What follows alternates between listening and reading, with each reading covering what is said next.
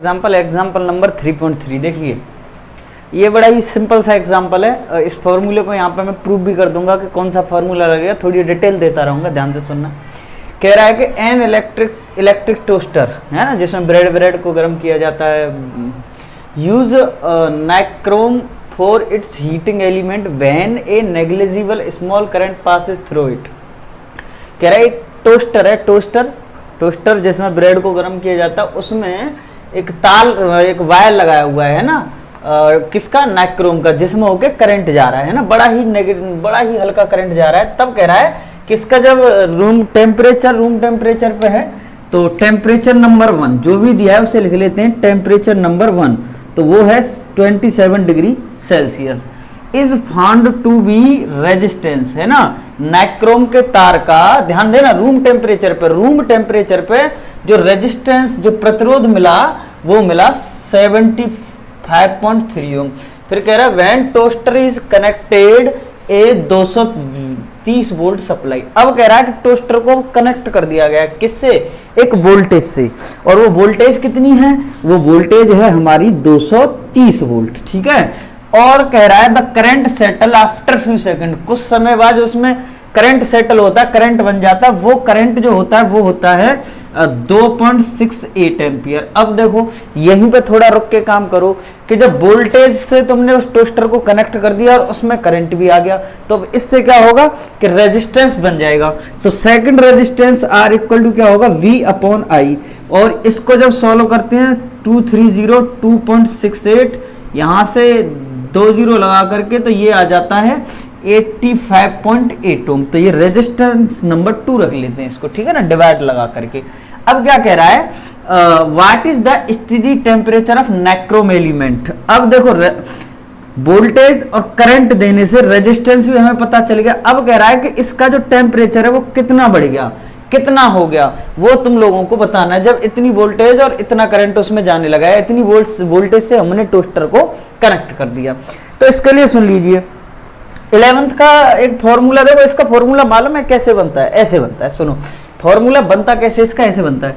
जैसे हम 11th में पढ़ते हैं कि एक ये कोई रॉड है, इसकी लेंथ L है, शुरुआत में L1 लेट कर लूँ, चलो L1 है, ठीक है, और इसका शुरुआती टेम्परेचर है T1 डिग्री सेल्सियस। अब हम लोगों ने क्या किया, इसकी लेंथ को इंक्रीज कर दिया, है ना, बढ़ा के L2 कर दिया, लेंथ इंक्रीज नहीं की। आप ऐसे समझो कि टेम्परेचर हमने इंक्रीज कर दिया तो इसकी लेंथ भी इंक्रीज होगी, ठीक। जब टेम्परेचर इंक्रीज कर दिया, लेंथ इंक्रीज होगी, तो ये जो इंक्रीज हुई लेंथ है ये कितनी है, ये है डेल्टा एल। तो डेल्टा एल कुछ चीजों पे डिपेंड करता है। देखो डेल्टा एल जो इसकी शुरुआत की लेंथ थी उसके डायरेक्टली प्रोपोर्शनल होता है। मतलब कि भाई डेल्टा एल ये नहीं होगा, ये शुरुआत में लेंथ ही नहीं होगी, तो इसमें चेंज कहां से आएगा, चेंज इन लेंथ है, ये लंबाई में वृद्धि, प्रारंभिक लंबाई के अनुक्रमानुपाती, और ये लंबाई में वृद्धि टेम्परेचर के अनुक्रमानुपाती, समझ रहे हो, है ना। और इन दोनों चीजों को मिलाने पे मिला देते हैं तो आता है delta L equal to L1 into delta T. तो इस डेल्टा एल इक्वल टू यहां से हटाने पे अल्फा लगाते हैं, L1 डेल्टा टी आ जाता है, और अल्फा का जो फॉर्मूला है वो सेटल हो जाता है इस जगह पे। अल्फा इक्वल टू क्या सेटल हो जाता है कि डेल्टा एल, इसका इसमें डिवाइड लगा देते हैं तो आ जाता है L1 इंटू डेल्टा टी। तो ये एक्चुअल में ओरिजिनल फॉर्मूला है। मैं देख लेता हूँ थोड़ा आ रहा है कि नहीं, हाँ सारा कुछ आ रहा है, ठीक, बहुत बढ़िया, ठीक है। तो ये इसके लेंथ का बारे में, लेकिन यहाँ पे हमें रेजिस्टेंस देता है, और हम पढ़ते हैं ओम्स लॉ के बाद ही पढ़ते हैं कि रेजिस्टेंस किसके डायरेक्टली प्रोपोर्शनल होता है, लेंथ के। तो मतलब जहां जहां लेंथ आ रहा है वहां पे हम रेजिस्टेंस लगा सकते हैं। तो ये फॉर्मूला हमारी आंखों के सामने कुछ चेंज हो जाता है। देखो अब लेंथ जो लंबाई है वो प्रतिरोध के सीधी अनुक्रमानुपाती होती है। अब तुम देखो इसी फॉर्मूले को देख लो ध्यान से, अगर इसी में हम चेंज डालें, लेंथ की जगह पर अगर रेजिस्टेंस डालें, तो यहाँ पे डेल्टा आर, यहाँ पे R1, और पीछे क्या आ जाएगा डेल्टा टी। तो रेजिस्टेंस भी ऐसे ही चेंज होता है, ठीक है। तो इस फॉर्मूले का हम इसमें इस्तेमाल करेंगे। तो ये मैं रफ कर देता हूँ, बस जनरली एक आइडिया दे रहा हूँ कि जब टेम्परेचर इंक्रीज होता है ना किसी भी वायर का, तो उसकी लेंथ भी इंक्रीज होती है साथ में। तो ये चीज मैं हटा देता हूँ। अब तो चेंज इन रेजिस्टेंस, प्रतिरोध में अंतर, तो R2 माइनस R1 लिया जाएगा अपॉन ये R1 इंटू चेंज इन, ये फॉर्मूला चलेगा टेम्परेचर में चेंज, T2 माइनस T1, ठीक है। अब आ जाते हैं फॉर्मूले इसको सॉल्व करने पे। तो अल्फा इक्वल टू कितना आएगा, देखिए R2, तो R2 कितना है, R2 कितना है, R2 कितना है, ये रहा सर R2 85.8 ओम माइनस, है ना, R1 कितना है 75.3, ठीक है। अब यहाँ पे भी R1 तो 7.3 इंटू T2 हमें नहीं पता, लेकिन T1 हमें पता है 27 डिग्री, है ना। और अल्फा ये जो है, ये मैंने यहाँ पे वैल्यू नहीं लिखी है इसकी, ध्यान देना, मैं इसको सेक्शन बना के सॉल्व करता हूँ। अल्फा की वैल्यू हमें गिवन कर दिया, क्वेश्चन ने कितनी गिवन की है कि 1.70 इंटू 10 की पावर -4, है ना। अब इसको माइनस कर देते हैं, यहाँ 3 रह गए और यहाँ 0 और ये 1, 10.3 और ये 75.3 माइनस के कितना आ गया T2 माइनस के 27। अब हम लोग क्या करते हैं, मल्टीप्लाई में ये ट्रेन है ना, इन दोनों को एक्सचेंज कर दें। तो देखो ये कहानी मैं यहाँ से लिखना शुरू कर रहा हूँ, ध्यान देना कि हमने इन दोनों को एक्सचेंज कर दिया, ठीक है, इन दोनों को एक्सचेंज कर दिया तो क्या आ जाएगा T2 माइनस का 27 इक्वल टू 10.3 अपॉन नीचे कौन आ जाएगा 75.3 इंटू 1.70 इंटू 10 की पावर -4, ठीक है। तो इस 4 को ऊपर ले जाते हैं तो ये आ जाता है 10.3 इंटू 10 की पावर 4 और नीचे रह जाता है 753 इंटू 1.70। जब इस पूरे मैटर को सॉल्व करते हैं तो हमारा निकल करके आ जाता है ये लगभग 820, ठीक है ना, लगभग 820। अभी देखना पड़ेगा कि ये हाँ चल रही है, ठीक है बात। इसको इधर ले जाते हैं तो ये हो जाता है कितना T2 equal to 847 degree Celsius. तो ये हमारा फाइनल आंसर होता है। तो हम बता सकते हैं कि पहले जो टोस्टर था जब तक उसे 230 वोल्ट से कनेक्ट नहीं किया गया था तब उसका टेम्परेचर था रूम टेम्परेचर पे था, जैसे ही उसे कनेक्ट कर दिया जाता है तो टेम्परेचर 847 डिग्री सेल्सियस होगा, ठीक है। इसका मतलब मैं समझा देता हूं, क्या कह रहा है कि the resistance of a platinum wire of platinum resistance thermometer at ice point, मतलब जो बर्फ का जिसे क्वथनांक कहा जाता है, क्वथनांक पर टेम्परेचर है ना, मतलब ऐसे कह लो कि 0 पे है ना, 0 डिग्री टेम्परेचर पे जो रेजिस्टेंस है वो कितना है 5 ओम है, आप ऐसे जान लो। और फिर कह रहा है एंड द स्टीम पॉइंट, है ना, भाप बिंदु, गलनांक बिंदु। अब भाप कितने पे बनती है, ऐसे मानते हैं 100 डिग्री सेल्सियस पे, तो रेजिस्टेंस 100 डिग्री सेल्सियस पे कितना है 5.23, है ना। व्हेन द थर्मोमीटर को एक गर्म पानी में दे दिया गया hot bath, the resistance of the platinum wire, अब ये रेजिस्टेंस दे रखा है किसका, प्लेटिनम वायर का, तो टी प्लेटिनम वायर के लिए टी लगाएंगे, कितना दे रखा है 5.795। Calculate the temperature of bath, bath का है ना जो टब बाथ टब है उसका टेम्परेचर बताना है तो वो टी है। यहाँ पे हमें सारी चीजें गिवन कर दी हैं तो हम सिर्फ वैल्यू रख के इसको फाइंड कर लेंगे, बड़ा ही आसान फॉर्मूला है, सॉरी क्वेश्चन है। तो RT कितना है हमारा 5.795 माइनस और R0 कितना है 5, तो ये है 5 अपॉन नीचे कितना आ जाएगा, तो ये आ जाएगा जी R100, तो R100 कितना है अपना 5.23 है ना, माइनस के R0 कितना है, R0 फिर 5 है इंटू कितने का मल्टीप्लाई 100 का, तो ये 0.795 बचा और यहाँ पे रह गया 5.23, तो यहाँ रह गया 0.23 इंटू 100, है ना। तो अब इसको सॉल्व करके हम अपना आंसर दे सकते हैं। तो इसका जो फाइनल आंसर है वो आ जाता है 345.6 डिग्री सेल्सियस, है ना। सॉल्व कर लेंगे, इसमें 100 का मल्टीप्लाई कर लेंगे, कई आइडिया है, ठीक है ना, इतना तो सॉल्व हम कर ही सकते हैं। चलिए आगे बढ़ते हैं क्वेश्चन को। चलिए आगे का क्वेश्चन देखिए, एग्जांपल नंबर 5 क्या कह रहा है। ये हमें सर्किट डायग्राम दिया है ना, चित्र दिया, परपथ दिया एक, इसमें पूछ रहा है टोटल रेजिस्टेंस, इस पूरे का कुल प्रतिरोध पूछा है।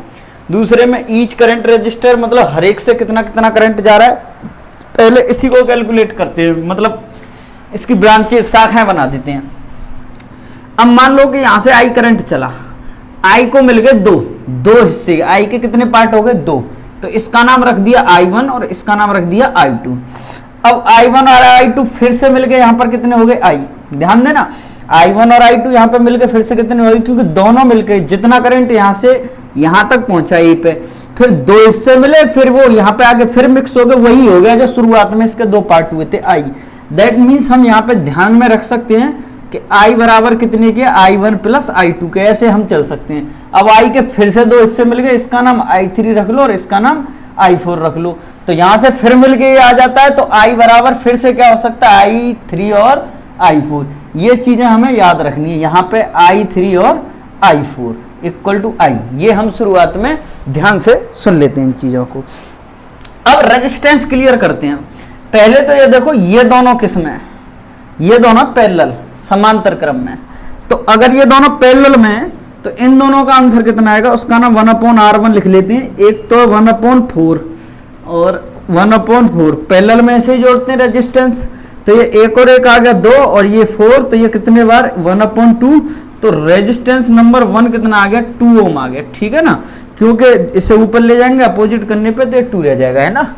अब R1 तो इतना आ गया, R2 कितना है, R2 है हमारा 1 ओम। ठीक है, अब R3 हम फाइंड कर लेते हैं, ये भी दोनों किसमें, पैरेलल में, तो R3 के लिए हम क्या करेंगे, इन दोनों को पैरेलल वालों को ऐड कर देंगे, तो 1/12 प्लस 1/6 और ये एलसीएम आ गया इनका 12, तो ये 1 और ये 2, तो ये कितना आ गया साहब 3/12, तो कितने बार 1/4, तो R3 की वैल्यू कितनी आ जाएगी 4 ओम, है ना, तो ये आ गया 4 ओम, 1 2 3।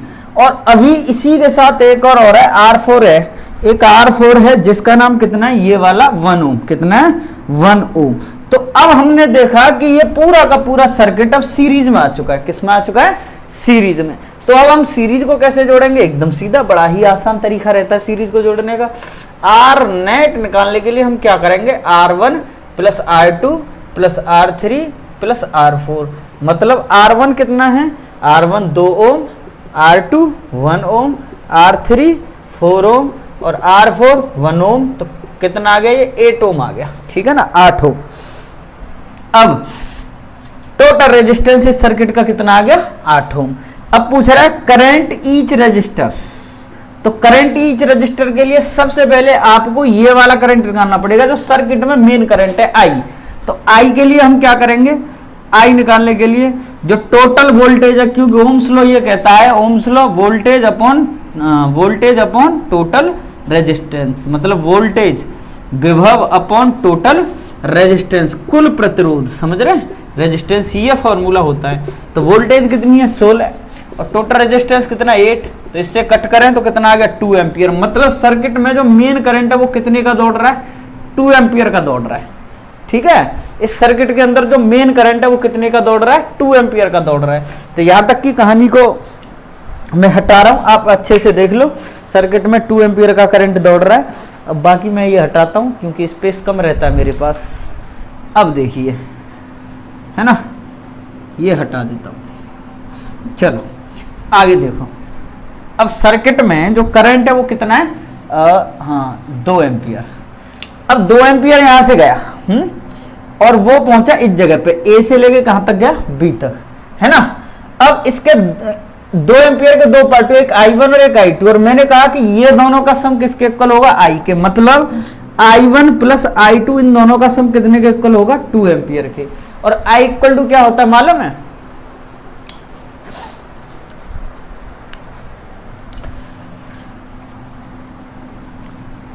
तो इस जगह पे ध्यान देना, पैरेलल में वोल्टेज जो है वो कैसी रहती है, इक्वल, और सीरीज में वोल्टेज जो कैसी रहती है, अलग अलग। तो मतलब इस वाले की यहां से लेके यहां तक जितना वोल्टेज आ रहा होगा, वोल्टेज उतना ही वोल्टेज यहां से लेके यहां तक इसका होगा, दूसरे वाले का। तो मतलब इन दोनों का हम वोल्टेज इक्वल रख सकते हैं। ठीक है, पैरेलल में वोल्टेज एक जैसी रहती है, समान रहती है। तो V इक्वल टू क्या ले सकते हैं, I पहला करंट I1 इंटू R1 पे रेजिस्टेंस, और दूसरा वोल्टेज क्या ले सकते हैं, I2 इंटू R1 4, है ना। तो ये 4 से 4 कट हुआ तो कितना आ गया, I1 इक्वल टू I2 के आ गया। ठीक है, और I1 की जगह I1 और I2 कैसे आ गए, इक्वल इक्वल आ गए, एक जैसे। चाहे तो I2 की जगह I1 रख लो, चाहे I1 की जगह I2, कुछ भी रख लो, ये दोनों एक जैसे आए हैं। तो अब हम लोग क्या करेंगे, इस I1 की जगह I2 रख लेंगे, I2 plus I2 equal to 2 ampere, तो ये कितना आ गया 2I2 इक्वल टू कितना आ गया 2 एम्पियर, तो I2 इक्वल टू कितना आ गया 1 एम्पियर, है ना। तो ये आ गई हमारी I2 की वैल्यू। अब I2 ही I1 के इक्वल है, तो I1 भी कितना होगा हमारा 1 एम्पियर ही होगा। तो इसका मतलब ये है कि इससे जाने वाला करंट इन दोनों से 1 एम्पियर इक्वल है। अब ईच रजिस्टर पे जाना है हमें। अब B से C के बीच में कौन मिलता है, इसका क्या होगा, इसका क्या होगा करंट हम निकाल लेते हैं। इसका पोटेंशियल बिल्कुल अलग होगा, हमें नहीं पता क्या है। उस पोटेंशियल को देखने के लिए चलो काम करते हैं। अब देखिए यहाँ पे इस सर्किट से आगे करंट के दो पार्ट हुए थे, समझ रहे हो, तो वो दोनों हमने निकाल लिए। तो यहाँ पे तो करंट मिक्स हो गया था ना भाई, 1 एम्पियर इधर गया, 1 इधर गया, वो दोनों जुड़ के यहाँ आ गए, तो फिर यहाँ से एक और एक मिलकर 2, वो 2 पार आएगा, फिर 2 इस 2 एम्पियर के अलग अलग सेक्शन होंगे। तो इस 1 ओम से कितना पास आउट हो रहा है, इस 1 ओम से भी जाने वाला करंट कितना है 2 एम्पियर। उसके लिए तो कैलकुलेशन करने की जरूरत नहीं है, बेसिक ग्राफ को देख के ये चीज समझी जा सकती है। अब देखो I3 और I4, तो इसमें भी कितना है, I के ही 2 पार्ट हुए, एक I3 हुआ और एक I4 हुआ है। तो इसको कितने के equal 2 ampere I main current, main branch का करंट कितना 2 एम्पियर, तो 2 एम्पियर के इक्वल रखते हैं। अब आगे बढ़ते हैं कि पैरेलल में वोल्टेज समान होती है, तो V इक्वल टू क्या होगा I एंड R, मतलब I3 इंटू 12, और ये कितना होगा I इंटू R 6 इंटू कितना होगा I4। तो ये कितने टाइम कटेगा 2 टाइम्स। तो I4 की वैल्यू कितनी आ गई 2I3 है ना, 2I3। अब इसकी देखो I4 की वैल्यू, ओ सॉरी यहाँ पे I4 है, I4 की वैल्यू 2I3 है, इसको यहाँ पुट कर देंगे। तो ये भी I3 2I3 इक्वल टू कितना आ जाएगा 2 एम्पियर। तो ये कितना आ जाएगा 3I3 इक्वल टू कितना 2 एम्पियर। तो I3 की वैल्यू कितनी आ जाएगी 2/3 एम्पियर, है ना। ये वैल्यू किसकी आ गई I3 की, I3 की वैल्यू आ गई है 2/3 एम्पियर, 2/3 एम्पियर। तो I4 की क्या आएगी, तो उस वैल्यू को तुम याद रख लो। I3 की वैल्यू कितनी आ गई 2/3 एम्पियर, तो ये कितनी आ गई 4/3 एम्पियर, ठीक है ना। तो ये हमने अब इनका करंट अलग अलग निकाल दिया। अब आगे की तरफ बढ़ते हैं। इसका भी करंट कितना होगा, इससे भी गुजरने वाला है ना करंट, क्योंकि यहां से आके I3 I4 मिलके फिर से I आ जाते हैं, I कितना था 2 एम्पियर, वही 2 एम्पियर इसमें चलता है, तो वो यहां तक आ जाता है। तो ये हो गई इसके करंट की कहानी। अब ये इसमें हमें ये पूछ रहा है, इसी में के अंदर हमें ये पूछ रहा है, ये चीज हटा देता हूं, कि वोल्टेज का ड्रॉप पूछ रहा है। अब हर जगह पे कह रहा है कि obtain the voltage drop VAB, A और B के बीच में वोल्टेज कितनी है, ठीक है ना। वोल्टेज का ड्रॉप किसके बीच में, A और B के बीच में, और B और C के बीच में, और C और D के बीच में। तो A और B के बीच में वोल्टेज तो इक्वल होगी पैरेलल वालों की, तो कितनी आएगी वोल्टेज V इक्वल टू, ऐसे ले लेते हैं, VAB के बीच में करंट कितना जा रहा है, एक I1 और रेजिस्टेंस कितना 4, और इसमें भी करंट कितना I2 इंटू रेजिस्टेंस कितना 4। और खास बात ये थी कि I1 I2 दोनों ही कितने आए 1 आए हैं, तो कितना होगा इन दोनों के बीच में, तो 4 वोल्ट होगा, ठीक है। अच्छा ये मैं अब हटा देता हूं, क्योंकि हमारी कहानी बनती जा रही है आगे की तरफ। अब BC और CD वोल्टेज हमें निकालनी है, BC और CD की। तो B से लेके C तक आ जाओ, वोल्टेज B से लेके C तक क्या आ गई V equal to I। Current कितना जा रहा था, इसमें कितना जा रहा था 2 एम्पियर, है ना। तो यहाँ पे 2 एम्पियर इंटू रेजिस्टेंस कितना 1, तो क्या लिख लेंगे 2 वोल्ट, कितना आ जाएगा 2 वोल्ट। और C से लेकर D के बीच में चलते हैं, C से लेकर D के बीच में इन दोनों का भी वोल्टेज कैसी होगी, सेम होगी। तो कितना आएगा, रेजिस्टेंस कितना 12 इंटू I3 और 6 इंटू I4। अब देख लीजिए आप 12 इंटू I3 की वैल्यू कितनी है, I3 की वैल्यू है 2/3, 3 से 4 टाइम, तो कितना आ गया 8। और 6 I4 की वैल्यू कितनी है, I4 की वैल्यू है 4/3, तो ये भी कितना आ गया 8। तो मतलब दोनों में ही वोल्टेज कितनी जा रही है 8 वोल्ट। तो ये देख लीजिए अब कितना आ गया, यहाँ पे वोल्टेज 4 वोल्ट, इसकी 2 वोल्ट और इसकी 8 वोल्ट, 8 और 2 10 4 14, मतलब 8 to 10 प्लस 14 वोल्ट टोटल आ गई। और यहां से जब जाएगा तो इसकी वोल्टेज ड्रॉप देख लीजिए कितना आएगा, V इक्वल टू करंट कितना जा रहा है इससे, हो गया 2 एम्पियर, रेजिस्टेंस कितना 1, तो कितना आ गया 2 एम्पियर आ गया। और 14 ये हो गए थे और 2 ये 16, तो ये देख लो यही 16 इसके अंदर से जा रहा है। तो ये हमारा क्वेश्चन नंबर कौन सा था, 5वां था। ये बिल्कुल 10th क्लास की तरह है, ये क्यूबिक प्रॉब्लम है, इसे अच्छे से सुनना, ठीक।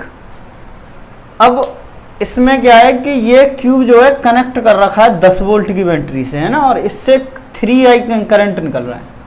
और इसमें दो चीज पूछ रहा है, एक तो ये कहा है कि जितने भी प्रतिरोध हैं, जितने भी रेजिस्टेंस है, सबकी वैल्यू 1 ओम है। ये देखो मैंने आर बना दी है, और इन सब की वैल्यू कितनी है, 1 ओम है, 1 ओम, ठीक है ना। आर इक्वल टू कितना है, 1 ओम है, ठीक है। और ये कितना दे रखा है, ई बराबर 10 वोल्ट दे रखा है। तो दो चीज पूछा है, एक तो इसके तुल्य प्रतिरोध जो टोटल रेजिस्टेंस है वो बताना है इस क्यूब का, ठीक है ना। ये क्यूबिक प्रॉब्लम है, अच्छे से सुनना इस चीज को। और दूसरी चीज हमें पूछ रहा है कि हर एक ब्रांच से कितना करंट जा रहा है। अब तुम देखो यहाँ पे ध्यान देना कि यहाँ से अगर 3i करंट आया तो इससे कितने रास्ते मिलेंगे, 1, 2 और 3। तो 3 इनमें जाएगा तो वो इक्वली डिवाइड हो जाएगा, मतलब इधर भी आई, इधर भी आई और इधर भी आई, ठीक है। तो ये आई करंट हमारा सबसे पहले यहाँ 1 पे पहुंचेगा, फिर इसका ये वाला इस पे 2 पे पहुंचेगा, फिर ये वाला 3 पे पहुंचेगा। तो मैं इसी सर्किट को थोड़ा सा ब्रेक करना शुरू करता हूं इस जगह पे, ठीक है, ध्यान देना। अब देखो यहां से आया 3i, एक और बात देख लो, यहां से आया 3i, इसके कितने पार्ट हुए, 1, 2 और 3, 1, 2 और 3, इसके 3 पार्ट आए, है ना। तो मैंने यहां से इसे ब्रेक करना शुरू किया इस तरीके से, इसके 3 पार्ट, 1, 2 और 3, ठीक है ना, 1, 2 और 3, ये इस तरीके से मैंने लिख दिया। मैं थोड़ा देख लेता हूं कि ये चीज मेरी आ रही है कि नहीं आ रही है। अच्छा पूरा आ रहा है ये तो, है ना। अब देखो ये हमारा 1 पे पहुंचा, 1 वाले को, और ये 2 पे और ये 3 पे, है ना। तो इसका नाम मैं रख लेता हूं 1, इसका नाम रख लेता हूं मैं 2, और इसका नाम रख लेता हूं मैं 3, ठीक है, ये इस तरीके से। अब 1 वाले को भी दो रास्ते मिले, करंट 1 वाला एक इधर जाएगा और एक हिस्सा उसका इधर जाएगा, तो मतलब इसका नाम रख लेता हूं 4, ये 5वां रास्ता बना लिया इसने, और ये चौथा और ये 5वां। तो I2 के भी 2 पार्ट हो गए, है ना, I2 के भी 2 पार्ट हो गए, एक चौथा और एक 5वां, एक चौथा और एक 5वां। फिर सॉरी I1 के, I2 के एक तो जा रहा है इधर की तरफ, चौथे की तरफ, और एक इधर जा रहा है, तो इसका नाम रख लेता हूं 6। तो I2 भी 2 हिस्सों में जा रहा है, एक I4 की तरफ और एक I6 की तरफ। ये बस सिंपल तरीके से कैलकुलेशन को जानने का तरीका है ना। तो ये 2 तरीकों में जा रहा है, एक कहाँ जा रहा है जी, एक तो जा रहा है अपना, कहाँ जा रहा है, एक I4 की तरफ, है ना, I4 की तरफ, तो ये 4, और एक जा रहा है अपना 6 की तरफ, है ना, इसका नाम अलग है रास्ता। अब I3 को देख लीजिए आप, ये I3 था, इसके भी कितने पार्ट हैं, I3 के भी 2, एक 5 की तरफ, एक 6 की तरफ, एक 5 की तरफ, ऐसे कर लो इसे, ऐसे करके, एक तो 5 की तरफ और एक 6 की तरफ, है ना, एक 5 की तरफ और एक 6 की तरफ। अच्छा अब ये चौथा वाला भी हमारा कहाँ आ रहा है, C पॉइंट पे। देखो करंट हमारा ए से चला है, ए से, है ना, पहले इसे 3 हिस्से मिले, मैंने नाम रख दिए उनके, 1, 2 और 3। फिर यहां से चला, इसे 2 हिस्से मिले, 1 और 2। फिर यहां से चला, इसे भी 2 हिस्से मिले, है ना। 1 से चला तो 4, 5 मिले, जब 2 से चला तो 4, 6 मिले, जब 3 से चला तो 5, 6 मिले, ठीक है। अब 4 वाला कहां मिल रहा है, C पे, मतलब जितने भी 4 का कॉम्बिनेशन है, ये टोटल रेजिस्टेंस हमारे कहां मिल जाएंगे हमें जाकर के, C पे, है ना।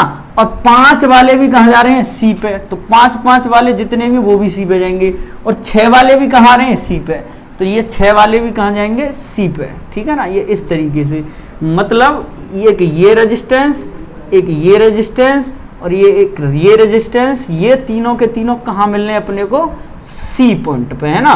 तो हम इस ग्राफ को ऐसे ब्रेक कर सकते हैं, है ना। क्यूबिक प्रॉब्लम को सॉल्व करने का ये तरीका है। अब इन सभी का रेजिस्टेंस मैंने क्या लेट किया हुआ, R, सबका R, ठीक है ना, R और R। अब इसको सॉल्व कर लेते हैं आसानी से।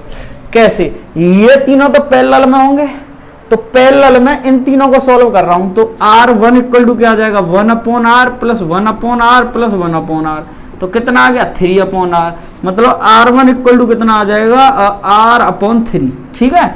अब ये कितने में होंगे, 2, 4, 6, ये भी पैरेलल में 6 हो, तो इसका नाम R2 रख देता हूं, तो ये 1/R plus 1/R plus 1/R plus 1/R, ये 4, 5 और ये 6, तो ये कितना आ गया, 1/R2 इक्वल टू 6/R, तो R2 कितना आ गया, R/6, ठीक है ना। ये R1, ये R2। अब ये भी तीनों किसमें, ये भी पैरेलल में, तो ये पैरेलल में, तो ये भी कैसे जुड़ेंगे, देखो यहाँ पे ले लेता हूं मैं, ऐड कर लेता हूं, छोड़ो ये लिख देता हूँ, 1/R3 equal to 1/R plus 1/R plus 1/R, ठीक है ना। तो ये 3/R, तो R3 की वैल्यू कितनी आ गई, R/3। तो अब देख लीजिए, इसका टोटल निकाल दिया मैंने, इसका टोटल निकाल दिया मैंने, इसका टोटल निकाल दिया मैंने, है ना। तो मैं इसको कैसे लिख लूंगा, ध्यान से सुनना। मैं इस प्रॉब्लम को ऐसे सॉल्व कर दूंगा कि ये इसका ये टोटल R1, इसका टोटल ये R2 और इसका टोटल ये R3, है ना। और ये आ गया A और C के बीच का तुल्य प्रतिरोध। अब ये तीनों किस क्रम में, ये श्रेणी क्रम में। तो मतलब जो आंसर आ रहे हैं अपने लिए, R इक्वल टू, इन्हें सीरीज में जोड़ देंगे, R/3, R/6, R/3, है ना। तो LCM कितना आ गया, 6 आ गया। तो ये कितना आ जाएगा, 2R, R और ये भी 2R, तो कितना आ गया, R net, total R net, R net अपना आ गया 5R/6, है ना। लेकिन हमारा R कितना था, 1 ओम था, तो इसकी जगह पे 5/R इंटू 1 कर देंगे, तो टोटल रेजिस्टेंस इस सर्किट का A से लेके C के बीच में कितना आ जाएगा हमारा, वो आ जाएगा 5/6 ओम, ठीक है। इस प्रॉब्लम को थोड़ा ध्यान से देखो और बार बार रिपीट करके देखो इसको, ठीक है। चलिए, अब ये I की भी पूछ रहा है कि हर ब्रांच में कितना कितना करंट गया, तो I गया है, तो करंट निकाल लेते हैं। तो इसका टोटल करंट क्या होगा, रेजिस्टेंस तो आ गया टोटल, तो करंट क्या होगा, 3I equal to, current equal to क्या होता है, EMF, वोल्टेज अपॉन रेजिस्टेंस, प्रतिरोध। तो 6 को ऊपर ले जाता हूं, तो 10/6 इंटू 5, तो कितना आ गया, ये आ गया जी 2, तो 12 एम्पियर। बट ये 3I के इक्वल है 12, 3I इक्वल टू कितना आ गया, 12 एम्पियर। तो ये कितने टाइम कट जाएगा, 4 टाइम, तो I इक्वल टू कितना आ जाएगा, 4A। तो इन तीनों ब्रांचों से जाने वाला करंट कितना होगा अपना, 4 एम्पियर। अब एग्जाम्पल नंबर 7 की तरफ बढ़ते हैं, ठीक है।